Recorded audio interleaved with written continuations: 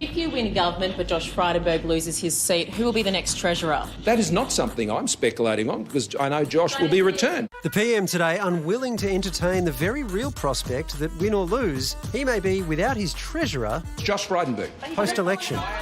You know my view about the polls. And Josh Frydenberg will be my Treasurer. The polling question, described as the most comprehensive in Australian history, shows Josh Frydenberg on track to lose to Teal independent Monique Ryan 53 to 47. There's only one poll that counts, and that's election day. I'm feeling a lot of support from the electorate, but it's hard to know what to make of that really at this point.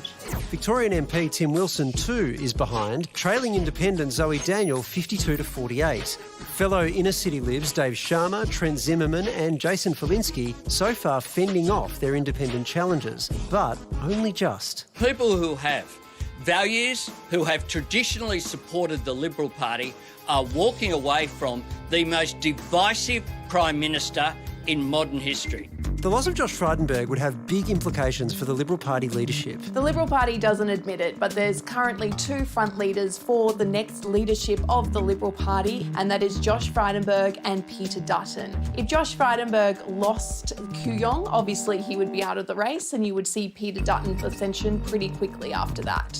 But there could be more long-term effects, with speculation that the loss of more moderate inner-city Liberals could see the party lurch further to the Conservative right. If the Liberal Party do lose more moderate MPs, you are going to see a rise of those right Conservative MPs within the Liberal Party room. And what that means is you're going to see the party drift further to the right than it already is. That matters because it changes the policies that the Liberal Party stands for. So could the potential rise of the independents this election also see the rise of a whole new Liberal Party?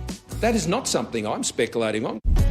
Former Liberal leader John Hewson joins us now. John, we're going to get you to speculate on it though. So if the Liberals do lose moderates this election, talk us through it. Will they lurch more to the right?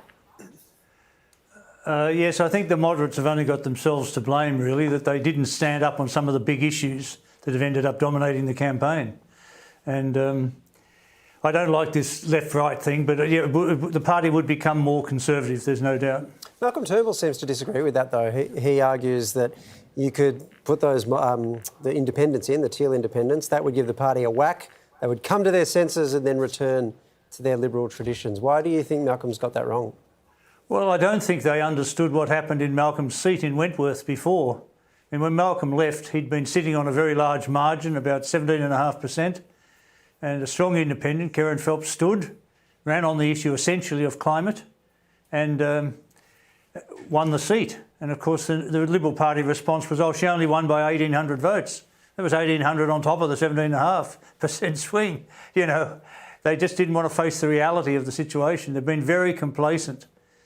It's a very difficult position for some of them. They've sort of adopted this position that they were born to rule, that these seats are theirs, they're safe, they can be taken for granted.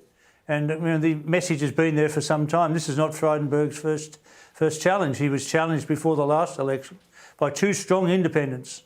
Because they split the protest vote, he managed to pull through. But this time, I think it's looking a lot harder for him. I suppose what Turnbull's arguing is that it would shake him out of the complacency, and so it might be different if they were to lose the seats. But if they did lose those seats, say those two in Victoria, how hard do you think it would be for them to get them back?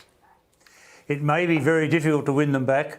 I mean, Dave Sharma did win Wentworth back, but I thought he would always win it back after Karen had been there for a period.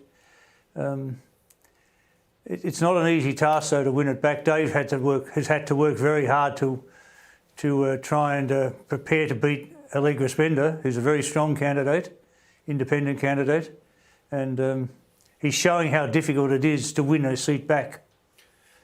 John, to keep a seat, in his case. John, if the Libs do lurch further right, could that leave room for another party to start up in between the Labor and Liberal Party?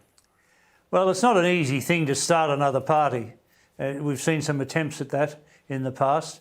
There is going to be a mood, though, that there should be a more centrist alternative to Labor. And you can't rule these things out. I think there's a possibility. Yeah. John, thank you very much for your time.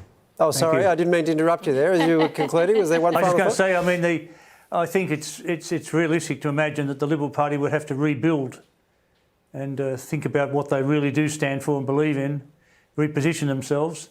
I mean, these messages from independents have been there for some time, and the independents are representing the communities in which they're standing. Most of them have risen from a kitchen table discussion that spread to a community organisation that went to find an alternative candidate to the sitting member. And, you know, complacency and arrogance don't sit well with that sort of movement. It's well distilled, John. Thank you very much for your overtime. Thank you.